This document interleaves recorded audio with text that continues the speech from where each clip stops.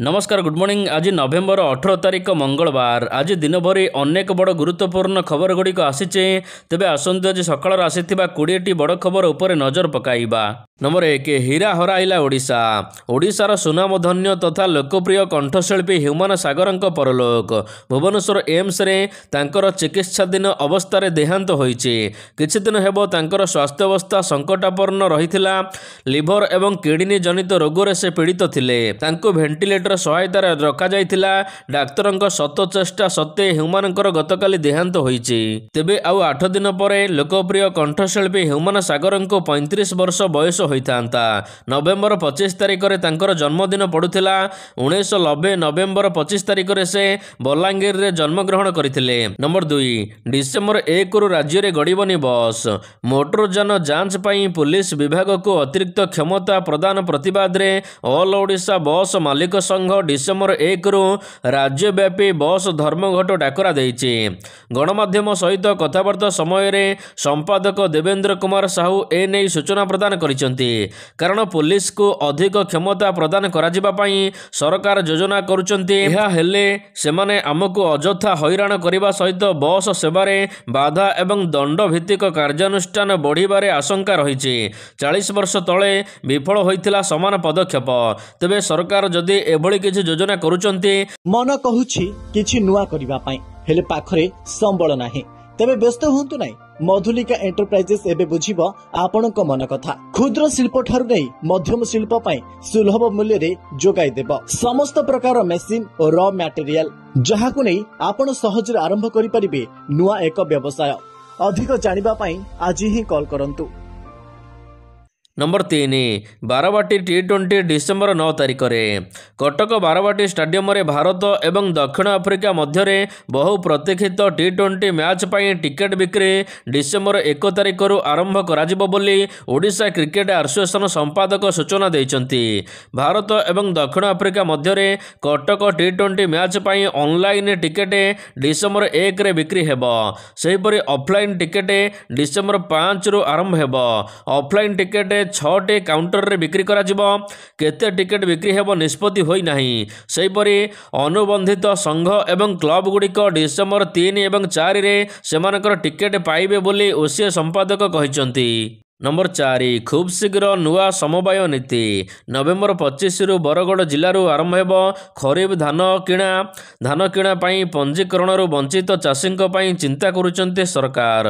एथर समस्त सुविधा सहित 32टी मॉडल मंडी रे धान किणा जिवो। केंद्रीय ढांचा रे धान किणिबे सरकार।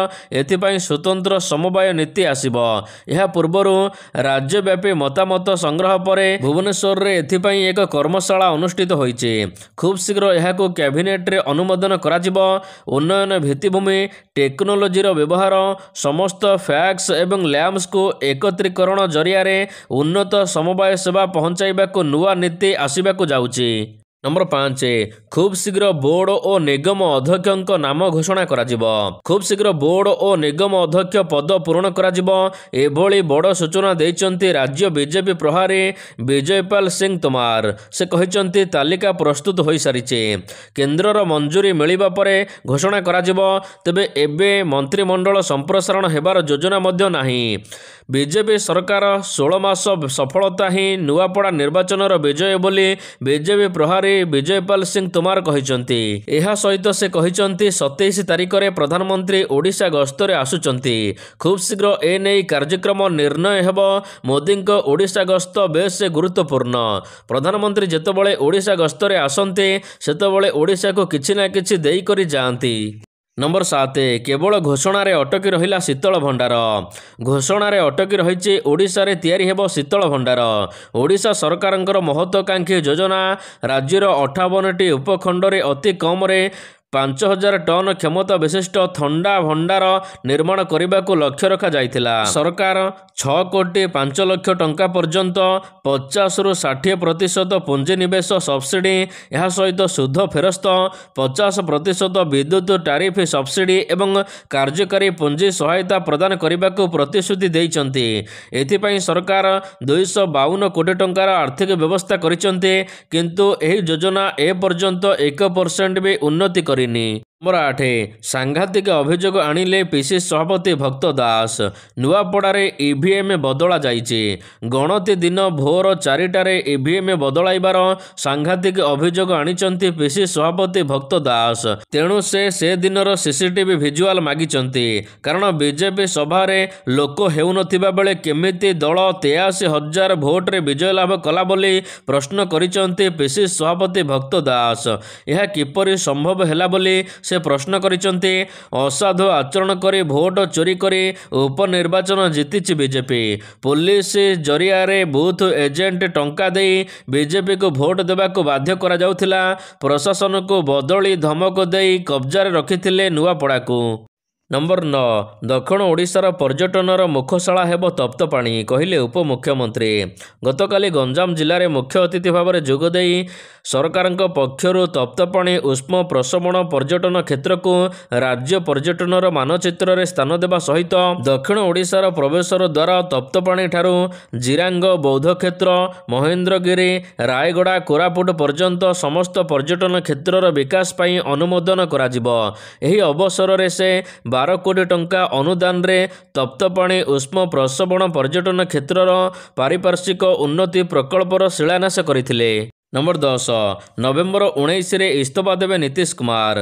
243 सदस्य विशिष्ट बिहार विधानसभा आसन में 202 आसन जीतिछि एनडीए। यही ऐतिहासिक विजय पर बिहार मुख्यमंत्री नीतीश कुमार सोमवार दिन राज्यपाल आरिफ मोहम्मद खान को भेटी नवेम्बर 19 रे इस्तफा देवे बोली जणाइचंती।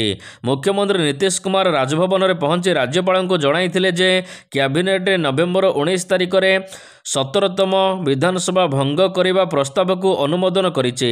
वर्तमान विधानसभा नवेम्बर 19 रे आनुष्ठानिक भाव में शेष हेबो। एहा पर नीतीश कुमार पुणी थरे मुख्यमंत्री होई परंती नवेम्बर 20 तारिख रे घोषणा होई पारे। नंबर 11 ओडिशा रे माछ एवं अंडा नियंट। राज्य में आमिषर चाहिदा क्रमागत वृद्धि पाइबारे लागिछि, किंतु सही अनुपात रे उत्पादन बढ़ू नाही। विशेषकर माछ एवं अंडा उपरे ओडिशा आंध्र उपरे आज भी निर्भरशीलता।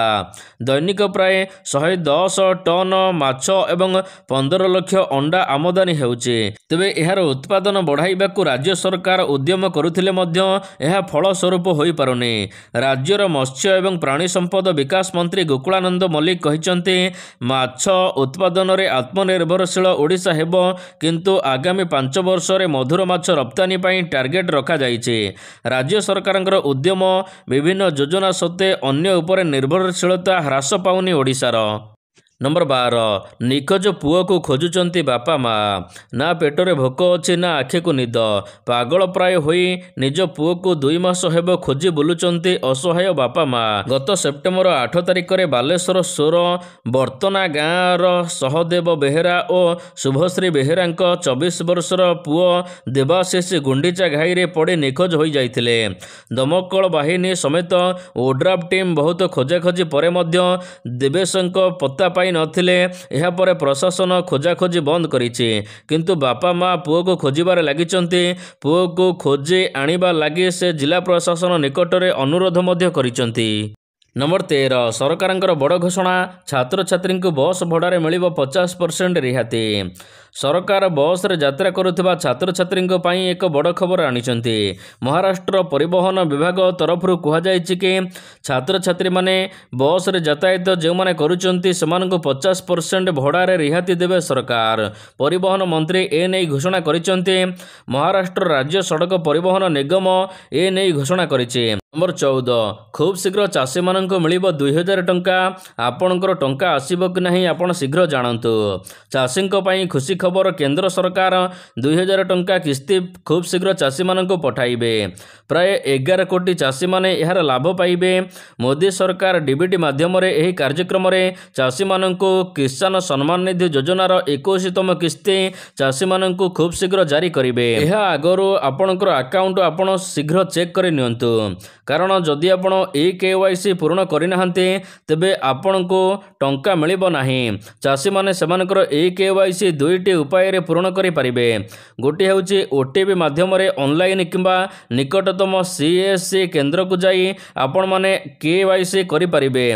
नंबर 15 प्रति मासरे मिलिबो 25,000 टंका।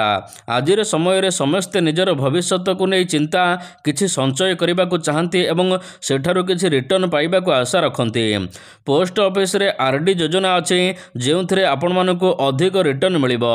आरडी योजना रे प्रति मासरे आपण 2200 टंका जमा कले 5 वर्ष पर आपण को अधिक रिटर्न मिलिबो। जदि आपण एही आरडी योजना रे 2200 टंका जमा करूचंती 60 मास पर आपण को मोट 1,75,000 टंका मिलिबो। सही परिमाण रे आपण द्वारा जमा करा जाइथिबा 1,32,000 सहित 25,000 टंका सुध अंतर्भुक्त रहिबो। जेहेतु पोस्ट ऑफिस केंद्र सरकार अधीन रे आसे तेणु आपण माने एठारे अधिक सुरक्षा पाई परिबे टंकार। आपण जो टंका एठारे जमा करिवे आपण को 6.7% आकार रे सुध मिलिबो। नंबर 16 एसबीआई बंद करने को जाऊँचे एक सेवा। शीघ्र जानतु भारतीय स्टेट बैंक एसबीआई घोषणा करिछि जे 30 नवेम्बर 2025 पर एसबीआई एवं येनो लाइट रे आपण माने एबे एम कैश पठाइबा दाबी करिबा सुविधा बंद करा जिवो।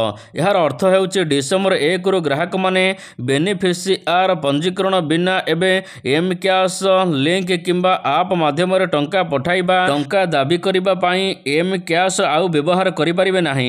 यह बदल रे बैंक हिताधिकारी मानकु यूपीआई। नंबर 17 दिल्ली विस्फोरण पर आतंकवादी को मिलता 20 लाख टंका।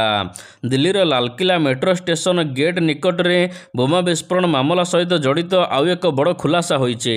सुरक्षा एजेंसी गुड़िक तदंतर जानिबा को पाइचंती जे विस्फोरण योजना पर 20 लाख टंका गिरफ महिला डाक्तर साहानी माध्यम दिया जाइथिला।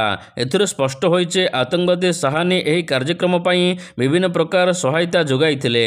एभली तथ्य सामना को आसिबा परे ए दिगरे तदंत कड़ाकड़ी होइछि। नंबर 18 जीवंता जलीगले 42 भारतीय। गतकाली सकाळु एक सांघातिक दुखद घटना सामना को आसीचे। साउदी अरब रे बस रे जली जिबारु 42 जन भारतीयंकर मृत्यु घटिছে। मिलिथिबा सूचना अनुसार मक्कारु मदीना जाउथिबा एक यात्रीवाही बस रे डीजेल टैंक सहित धक्का हेबा कारणरू मर्मन्तुद सड़क दुर्घटना घटिथिला जेउथिरे 42 जन भारतीय तीर्थयात्रींकर मृत्यु होइছে। प्रारंभिक रिपोर्ट अनुसार घटना समय प्राय राति 1:30 समय घटिथिला। बस रे जाइथिबा समस्त यात्री माने हैदराबाद बासिंदा बोली कह जाउछि, जेउथिरे महिला शिशु एवं पुरुष माने शामिल अछंती। अनेक यात्री शोइथिले एवं दुर्घटना विषय रे सेमाने किछि जानि नथिले हठात बस रे निया लागिला। नंबर 19 शेख हसीना को मृत्युदंड। बांग्लादेश अंतरराष्ट्रीय अपराध ट्रिब्यूनाल पूर्वतन प्रधानमंत्री शेख हसीना को निरस्त्र नागरिकों उपरे गोली चलाइबा समेत मानवता विरोधी अपराध पर दोषी साब्यस्त करिसंती। एही अपराध पर कोर्ट तांको मृत्युदंड देइचंती। शुणाणी बेले कोर्ट कहिसंती शेख हसीना प्रदर्शनकारी को दमन एवं हत्या करिबा पई मारात्मक अस्त्रशस्त्र ड्रोन व्यवहार करने को निर्देश देइथिले। एही गंभीर अपराध तांको दोषी साब्यस्त करिछि एवं तांको फांसी दंड दिया जिवो। नंबर 20 भारत पाकिस्तान पाखु हारिबा परे एमिति कहिले नकभी। रविवार दिन Asia cup rising stars tournament रे भारत पाकिस्तान पाखु 8 विकेट रे परास्त होइछि। प्रथम बैटिंग करुथिबा भारत ए दल 136 रन रे ऑल आउट होइथिला। तापरे पाकिस्तान दल 40 बॉल बाकी थाई मैच जीति नैथिले। भारतीय बोलर माने विफल होइथिले। भारतीय बैट्समैन माने सेमिति बैटिंग करि पारि नथिले। तबे एही टूर्नामेंट रे पाकिस्तान द्वितीय विजय हासिल करिछि। पाकिस्तान पीसीबी मुख्य एही टूर्नामेंट रे पाकिस्तान विजय लाभ करिबा परे प्रशंसा करी लिखिचंती पाकिस्तान दल एवं पाकिस्तान बोर्ड पई यह एक गर्वर मुहूर्त।